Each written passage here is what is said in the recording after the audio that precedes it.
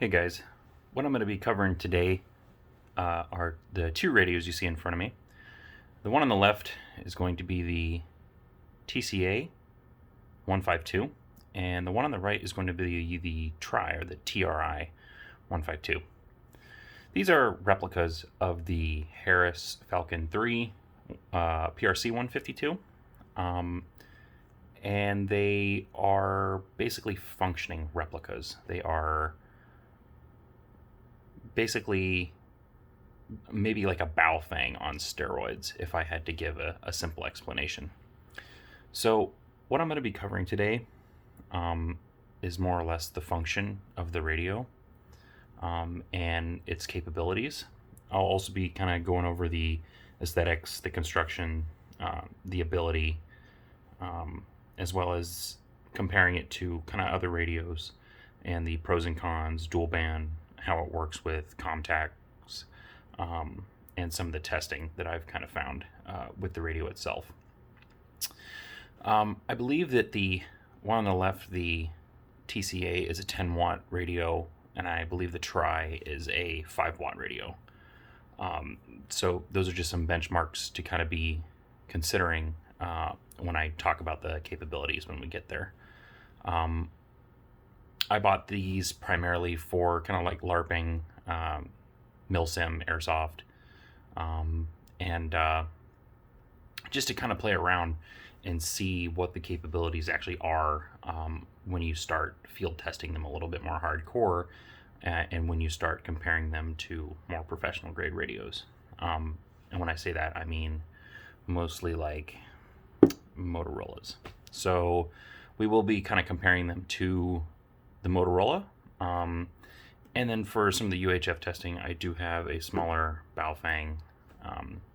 It's a BF888, and that's for just kind of showing you the functionality. You'll notice that the Motorola is a VHF only, and kind of how that's going to relate to some of the things I'm going to talk about.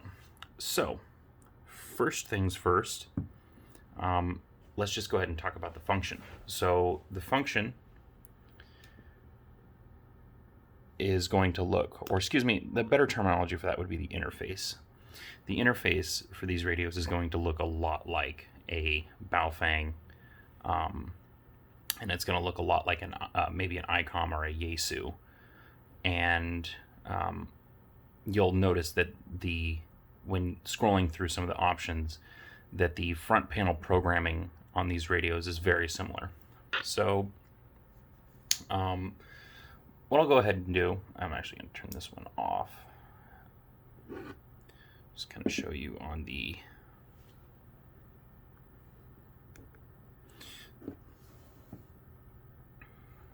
So what you'll notice is you have two numbers here. You have the UHF frequencies and the VHF frequencies.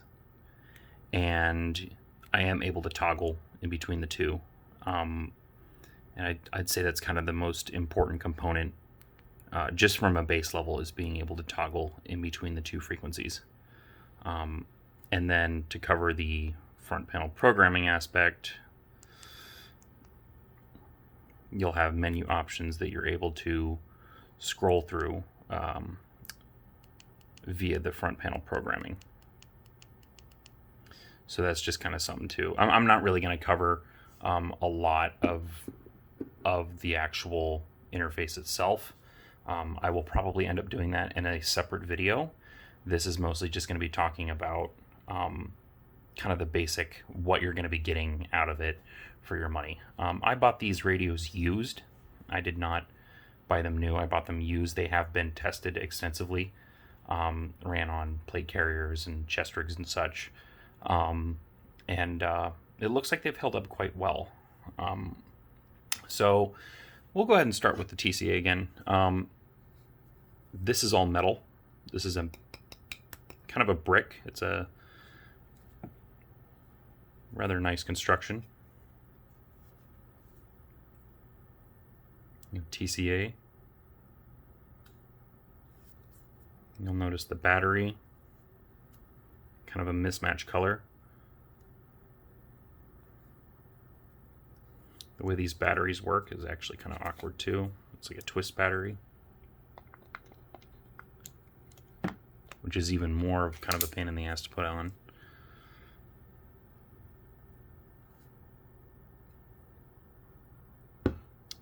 Okay, so before I forget, I will show you guys the try.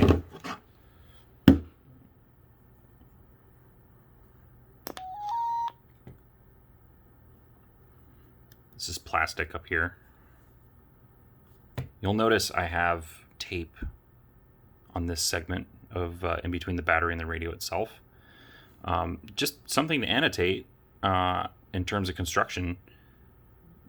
The reason that tape is there is because the battery was actually losing connection to the radio itself. And I had to, this is acting almost as a spacer to kind of wedge the connecting part under here to actually sit with the radio. So it was funny because I'd rock this back and forth, and the radio would turn on and off kind of extensively. So that's just something to annotate there. Try.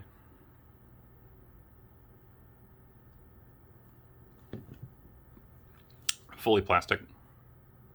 They do make a metal version now, and I believe that is also a 10-watt radio. So, other than the functionality, other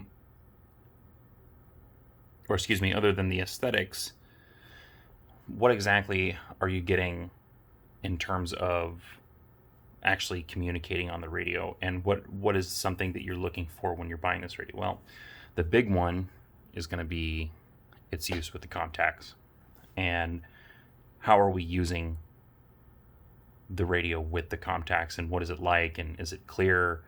What can I expect to get out of it?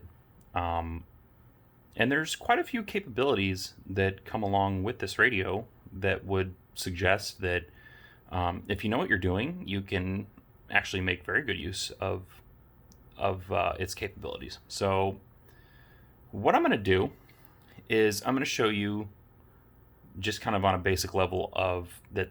Yes, these radios can communicate with each other. Yes, these radios can communicate with other radios, and just kind of what to expect from that. Okay, so this portion of the video is probably going to go pretty quick. All I'm going to do is I'm going to kind of show you what the different frequencies sound like coming through different radios, just so you, I don't know, have the information, I guess. So I'll be using my Motorola for this, and then I'll kind of cycle through a couple tests back and forth just so you guys are kind of get an understanding. So first one is Motorola. ComCheck VHF, Motorola to TCA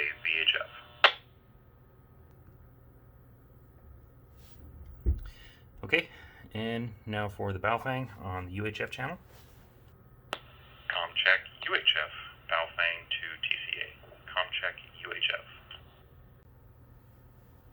And this is the TRI, so Motorola to TRI. VHF, Motorola to TRI, Motorola to TRI, ComCheck VHF. Okay, so what you'll notice I have in front of me is both the radios plus my Motorola 755-0E. Now, here's the thing with what you're looking at when you are considering buying a 152, a working 152 replica, whether it's United Star, TCA, TRI, just some things to consider when you're buying these.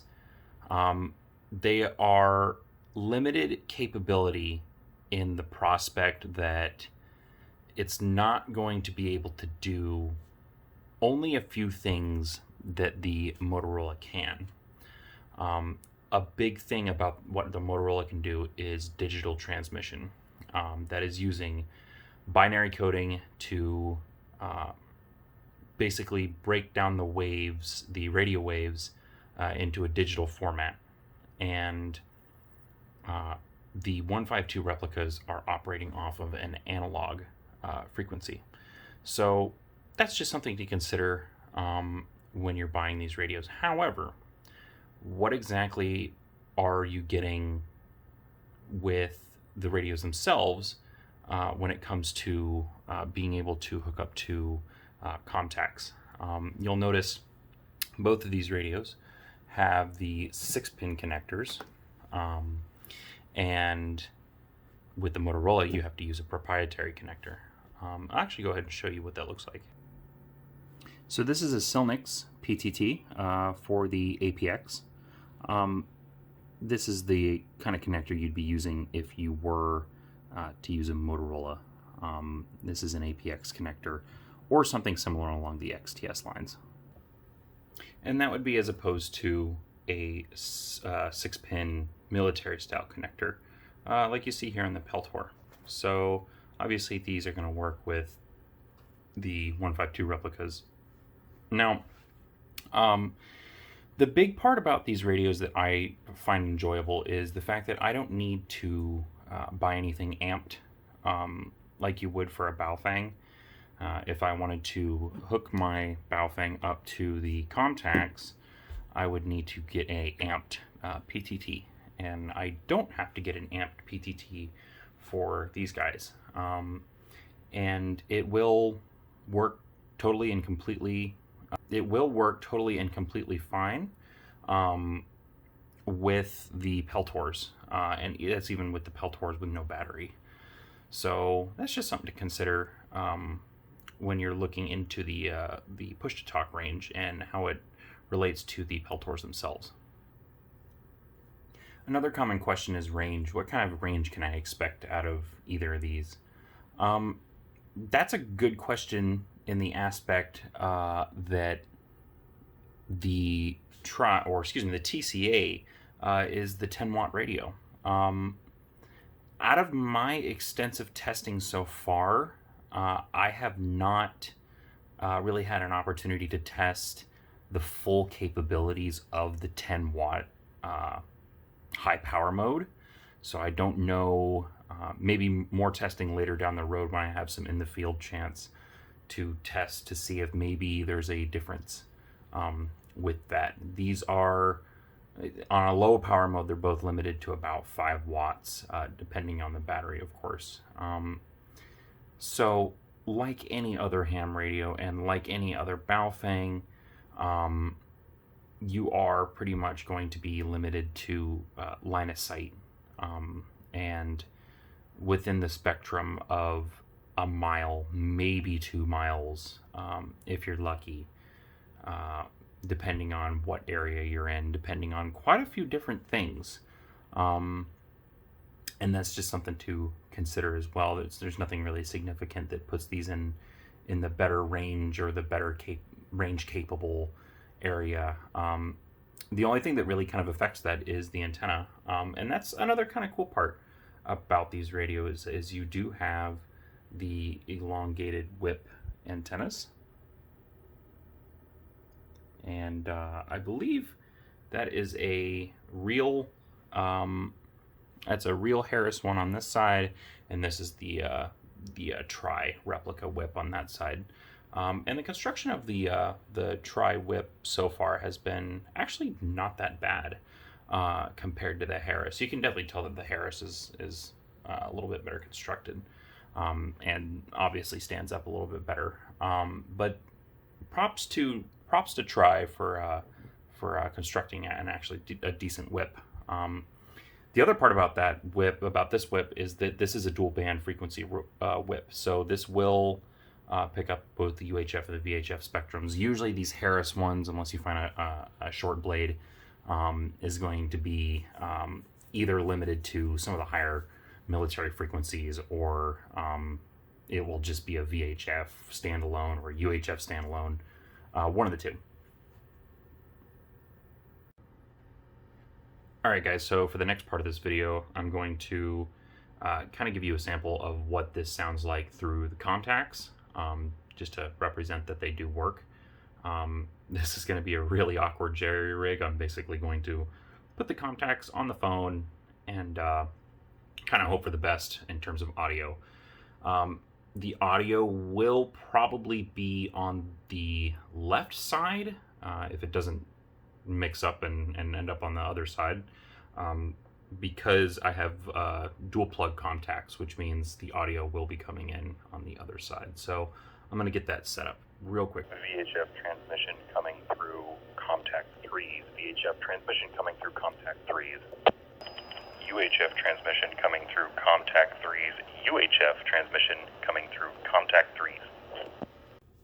So all in all, guys, if you guys have any other questions or you want me to perform any other tests on these radios, or there's anything specific with the programming that you want me to cover, just let me know. This is kind of trial and error. I'll be kind of checking through periodically to see what you guys want to see more out of this testing. And I do plan on doing more of my own field testing as well as maybe some event footage, as well as other cross radio testing. So just give me a heads up on what you guys want, and you'll see it in the next video. Thanks, guys.